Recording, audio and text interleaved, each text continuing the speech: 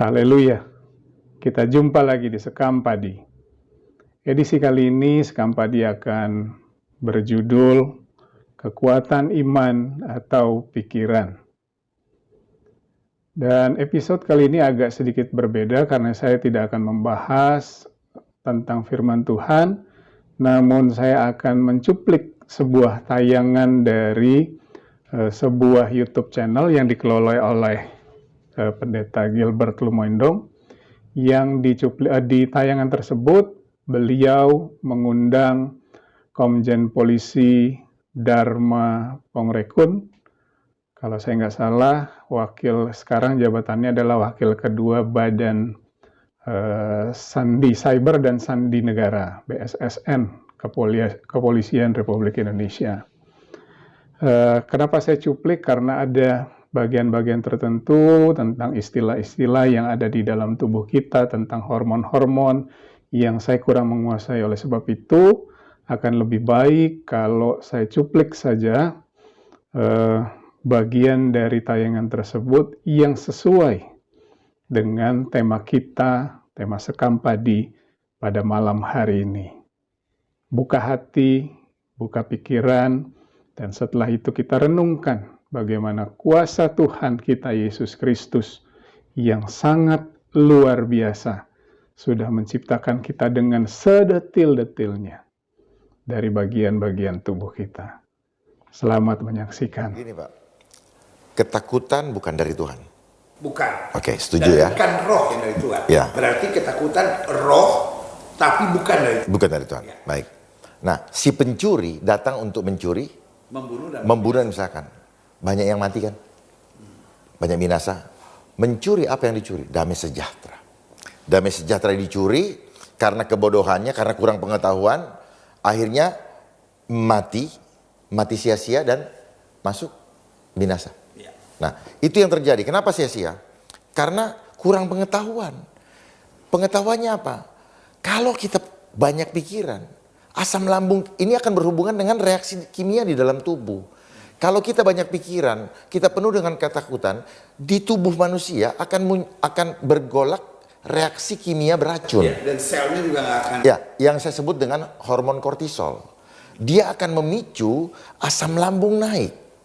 Nah, asam lambung yang naik akan menutupi pernafasan kita dan slim itu akan menjadi lengket seperti lem.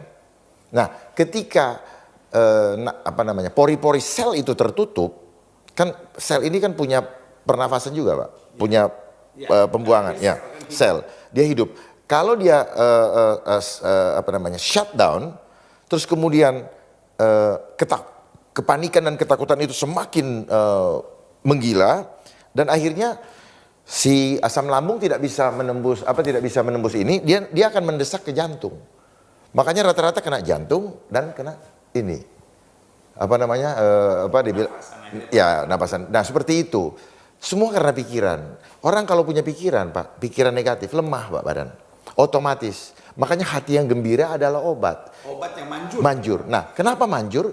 Karena ketika hati yang gembira, karena penuh dengan damai sejahtera, penuh dengan shalom, maka hormon di dalam tubuh kita akan menghasilkan hormon positif, yaitu hormon endorfin, hormon yang memudahkan kita senyum, hormon dopamin, oksitosin, serotonin itu hormon yang bahagia, dan interferon.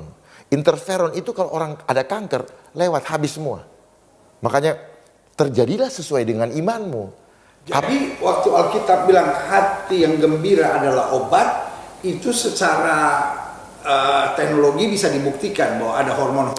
Yes, otomatis itu Pak. Karena tubuh kita sudah diperlengkapi oleh senjata oleh Tuhan untuk merecovery dirinya sendiri. Tanpa bantuan dari luar.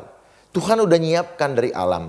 Tubuh kita ini diciptakan dari tanah. Berarti yang koheren dengan tubuh kita adalah segala sesuatu yang ada di dalam tanah. Nggak mungkin dari kimia yang datang. Nah, sekarang kalau bicara tentang fear tadi atau ketakutan tadi, adakah hubungannya dengan peristiwa yang terjadi hari-hari? Ada. Karena ini adalah cara untuk menggiring. Karena gini, kenapa ketakutan yang dijadikan isu? Kalau cuman bilang tidak ada uang atau negara kolaps, nggak punya bangkrut dan sebagainya, nggak menakutkan orang. Yang penting gue masih bisa ketemu saudara gue mungkin.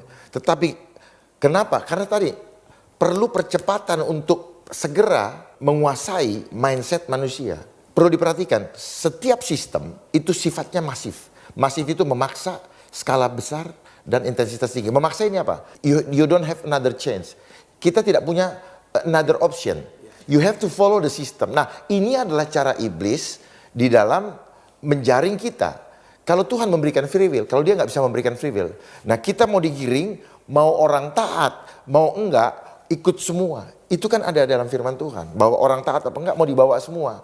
Dimasukin ke dalam sistem yang nanti pada akhirnya Tuhan temukan, kita sudah masuk dalam registernya dia. Padahal taat.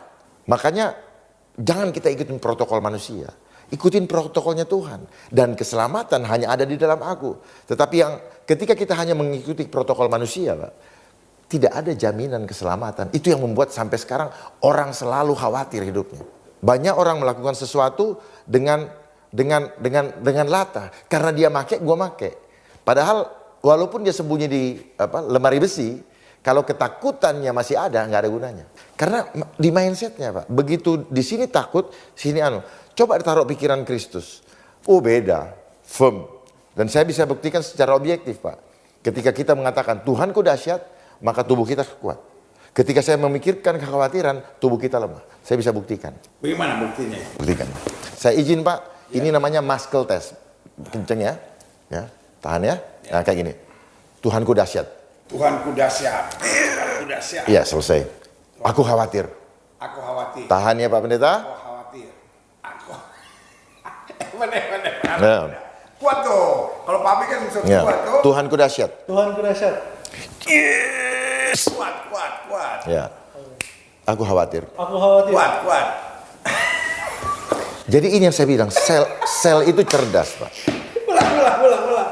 Tahan. Tuhanku dahsyat. Cukup sekali aja dalam hati juga udah jadi. Oh, gitu Ya. Sekarang, aduh aku khawatir. Coba Bapak bilang gini, COVID. Hah? COVID. Covid. Aku sehat. Aku sehat. Itulah sel, Pak. Sel. Jadi terbukti ini. Jadi inilah gelombang. Apa yang Betul.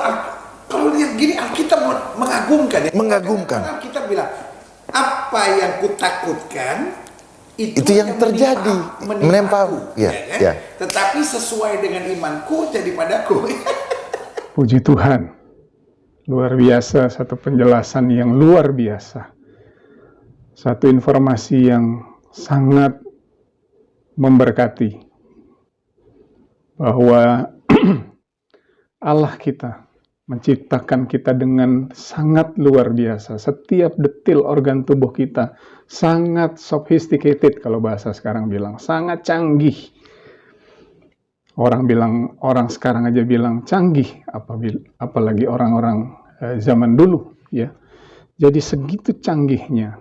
Sehingga apa yang firman Tuhan sampaikan. Hati yang gembira adalah obat yang manjur. Amsal 17 ayat 22. Bukanlah suatu isapan jempol, karena hal itu bisa dibuktikan secara ilmiah. Karena dengan hati kita percaya dan dibenarkan, dan hati yang percaya itu adalah iman yang timbul dari pendengaran oleh firman Kristus. Seperti yang kita tahu, Ibrani 11 ayat 1, iman adalah dasar dari segala sesuatu yang kita harapkan dan bukti dari segala sesuatu yang tidak kita lihat. Dan dari iman timbul pikiran-pikiran yang jahat kalau di Matius 15 ayat 19. Artinya dari hati yang baik timbul pikiran yang baik. Dan hati yang gembira adalah obat yang manjur. Apapun yang menjadi penyakit kita, apapun yang menjadi beban kita, firman Tuhan hari Minggu yang lalu, apapun yang menjadi tembok kita, hati yang gembira adalah obat yang manjur. Apabila pikiran kita dipenuhi dengan pikiran-pikiran yang positif, dengan iman kepada Kristus, maka itu adalah obat yang manjur. Pergunakan kekuatan iman kita, pergunakan kekuatan pikiran kita, karena Yesus sudah memberikan kepada kita perlengkapan senjata yang tepat untuk melawan setiap musuh yang ada, kelihatan maupun yang tidak kelihatan. Terpujilah nama Tuhan, Tuhan Yesus memberkati kita semua. Haleluya.